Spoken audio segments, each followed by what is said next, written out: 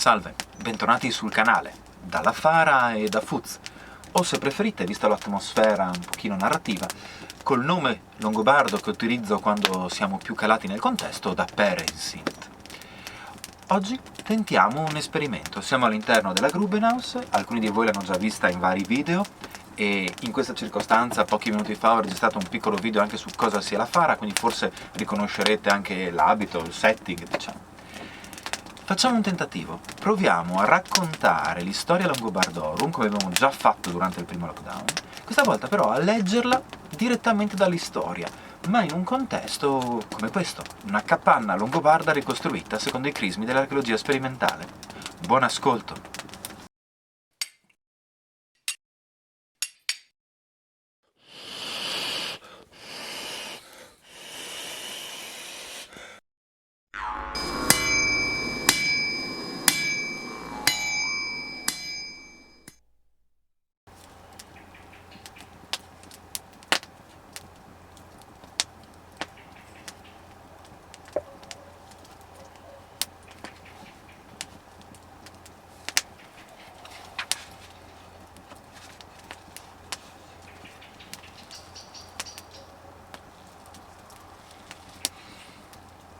Usciti dunque dalla Scandinavia, i Vinnili, sotto la guida di Ibor e Aion, giunsero in una regione chiamata Scoringia.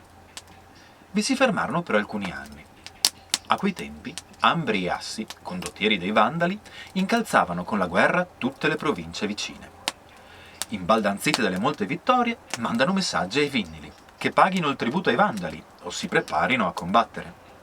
Allora Ibor e Aion, spinti dalla madre Gambara, deliberano che è meglio difendere con le armi la libertà, piuttosto che infamarla col pagamento di un tributo. Per mezzo di messaggeri fanno sapere ai Vandali che combatteranno, piuttosto che sottomettersi. Certo, i Vinnili erano allora tutti sul fiorire della giovane età, ma scarsi di numero, poiché costituivano soltanto una piccola parte, un terzo appena, di un'isola non particolarmente estesa. Gli antichi, a questo punto, raccontano una ridicola favola.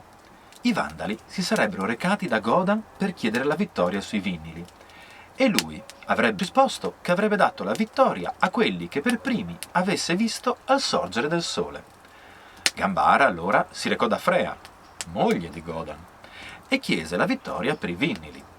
Freya diede il consiglio che le donne dei Vinnili, sciolti i capelli, li aggiustassero intorno al viso come fossero delle barbe, e si presentassero di primo mattino insieme agli uomini e si disponessero anch'esse in modo da essere viste da Godan, nel luogo in cui era solito, da una finestra, guardare verso oriente. E così fu fatto. Godan, vedendole al sorgere del sole, chiese: «Chi sono questi lungi barbi?» Allora Freya aggiunse che facesse dono della vittoria a coloro cui aveva dato il nome. E così Godan diede la vittoria ai Vinnili. Sono cose degne di riso e da non tenersi in alcuna considerazione. La vittoria non viene attribuita alla forza degli uomini, ma viene piuttosto regalata dal cielo. È certo, comunque, che i Longobardi, chiamati in un primo tempo Vinnili, furono in seguito chiamati così per la lunghezza delle loro barbe, mai toccate dal ferro. Infatti nella loro lingua lang significa lunga e bard barba.